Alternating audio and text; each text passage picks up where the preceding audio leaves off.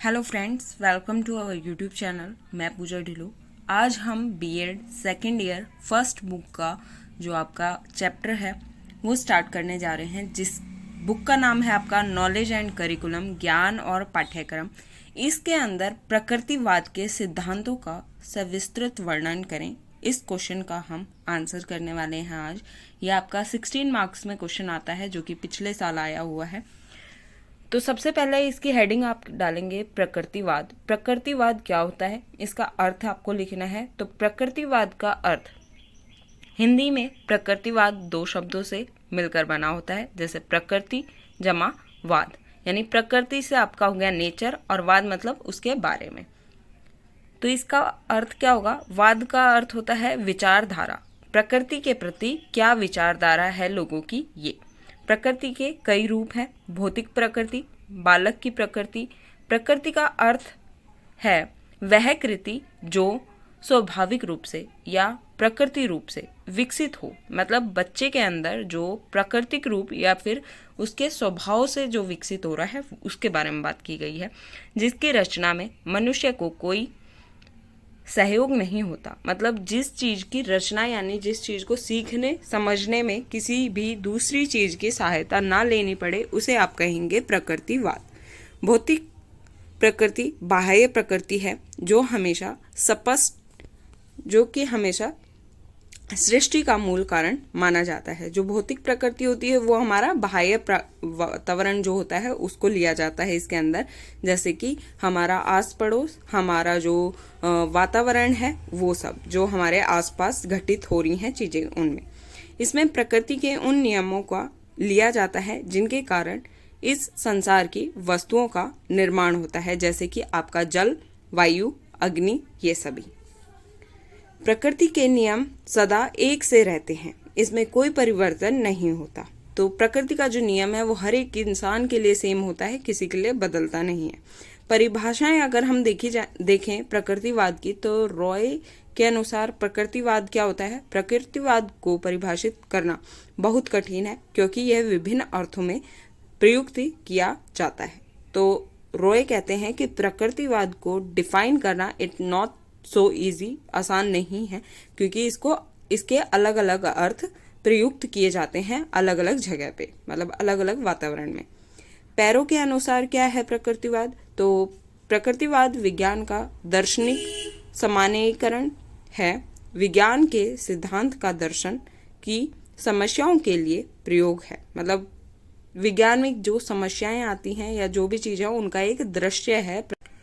रसक के अनुसार प्रकृतिवाद क्या होता है? यह वह दर्शन है जो उन लोगों द्वारा अपनाया जाता है जो दर्शन का वैज्ञानिकरण व्यवहार करते हैं। मतलब जो साइंटिस्ट होते हैं जो दर्शन को देखते हैं कि कैसे किस चीज़ का दर्शन हो रहा है, उसके ऊपर रिसर्च करते हैं, उनके लिए बोला गया है प्रकृतिवाद का अर्थ। प्रकृतिवाद के रूप तो 3 रूप हैं मेनली: भौतिक प्रकृतिवाद, यांत्रिक प्रकृतिवाद, जैविक प्रकृतिवाद। तो सबसे पहले हम प्रकृतिवाद के सिद्धांत पढ़ेंगे जो कि बहुत ज़्यादा इम्पोर्टेंट है, मेन है। प्रकृतिवाद में कुछ भी पूछा जाए आप सिद्धांत लिख सकते हैं वहाँ पर। समस्त संसार एक प्राकृतिक रचना है। आत्मा पदार्थ जन्य चेतन तत्व है। राज्य केवल व्यवहारिक सततता है। संसार एक बहुत बड़ी मशीन है। मनुष्य भी इस मशीन का भाग है जो कि अपने आप में संपूर्ण है। ठीक है, कुछ भी समझ में नहीं आए तो आप कमेंट कर सकते हैं। और अभी तक वीडियो अगर लाइक नहीं करी है तो लाइक, शेयर और सब्सक्राइब जरूर कर दें चैनल को, क्योंकि बीएड के सभी नोट्स आपको यहाँ पर मिलेंगे।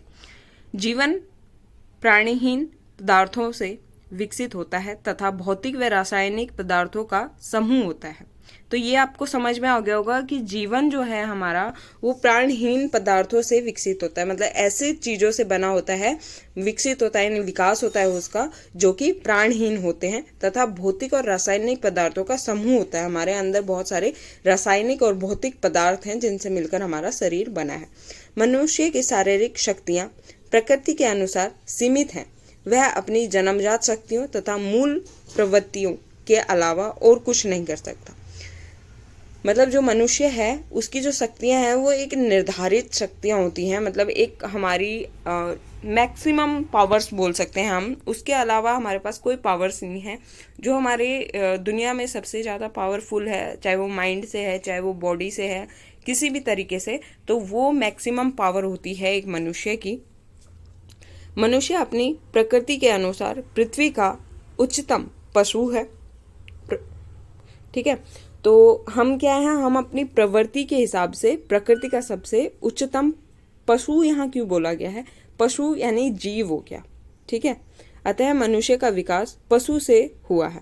हम जो मनुष्य बना है, जैसे कि हम सबको बोला जाता है कि हम बंदर की प्रजाति से हैं, चिंपैंजी की प्रजाति से, तो बिल्कुल यही है, न कि अध्यात्म से है। हमारा जो विकास हुआ है वो एक पशु प्रजाति से हुआ है, ना कि अध्यात्म से हुआ है। प्रकृति की अंतिम वास्तविकता को केवल विज्ञान के द्वारा ही जाना जा सकता है। ठीक है, प्रकृति की जो अंतिम वास्तविकता है, मतलब जो लास्ट स्टेज है कि आखिर है क्या प्रकृति, तो वो हम सिर्फ किससे जान सकते हैं, विज्ञान से। वास्तविक की सही व्याख्या केवल भौतिक विज्ञान में ही की जा सकती है। जो भौतिक विज्ञान यानी आपकी फिजिकल साइंस, ठीक है, उसी के अंदर जो प्रकृति है उसकी सही डेफिनेशन दी जा सकती है और उसी से आप पता कर सकते हैं। अंतिम वास्तविकता पदार्थ है। सभी वस्तुएं पदार्थ से पैदा होती हैं। ठीक है, जो भी चीज़ें बनी हैं वो सभी पदार्थ से बनी हुई हैं। प्रकृति के नियम शाश्वत हैं। ये विश्व की सभी घटनाओं का उल्लेख करते हैं। प्रकृति में जो नियम हैं वो शाश्वत यानी अंतिम होते हैं और इनसे हम विश्व में होने वाली सभी घटनाओं का उल्लेख कर सकते हैं, मतलब उनके बारे में बता सकते हैं। वर्तमान जीवन सबसे महत्वपूर्ण है तथा इसे ही सुखी, खुशहाल व सुंदर बनाना है। वर्तमान जीवन जो है वो सबसे महत्वपूर्ण है और इसी को खुशी और खुशहाल व सुंदर बनाना है हम सब। समाज मानव के ऊपर निर्भर करता है। जो हमारा समाज है वो मनुष्य के ऊपर ही निर्भर करता है पूरी तरीके से। मनुष्य समाज का निर्माण अपनी आवश्यकताओं के लिए करता है। यदि मनुष्य पवित्र व शुद्ध रहना चाहता है तो उसे समाज से दूर रहना चाहिए। तो ये सिद्धांतों में बताया गया है। प्रत्येक वस्तु की उत्पत्ति प्रकृति ही है। जो हर एक चीज़ हमारे समाज में बोल लो या हमारे विश्व में बोल लो, वो सभी प्रकृति से ही बनी है।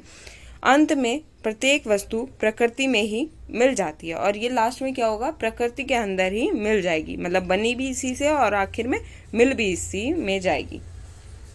अंतिम सत्ता भौतिक तत्व है। ईश्वर, अंतरात्मा, मन, परलोक, इच्छा की स्वतंत्रता, प्रार्थना, भगवान, आत्मा सब भ्रम है। मतलब ये सभी चीज़ें भ्रम हैं। जैसे ईश्वर हो गया, अंतरात्मा हो गया, मन हो गया, परलोक हो गया, इच्छा हो गई, ये सभी क्या है, एक भ्रम है। मस्तिष्क की क्रियाफल ही अनुभव है। जो हमारा माइंड जो चीज़ सोचता है, जो करता है, वही क्या है, अनुभव है। मतलब वही एक हमारा अनुभव, हम कह सकते हैं कि वही सत्य है। प्रकृतिवाद में धर्म व ईश्वर का कोई स्थान नहीं है। जो प्रकृतिवाद है यानी हमारा नेचर है, उसके अंदर ईश्वर और धर्म का कोई लेना देना नहीं है।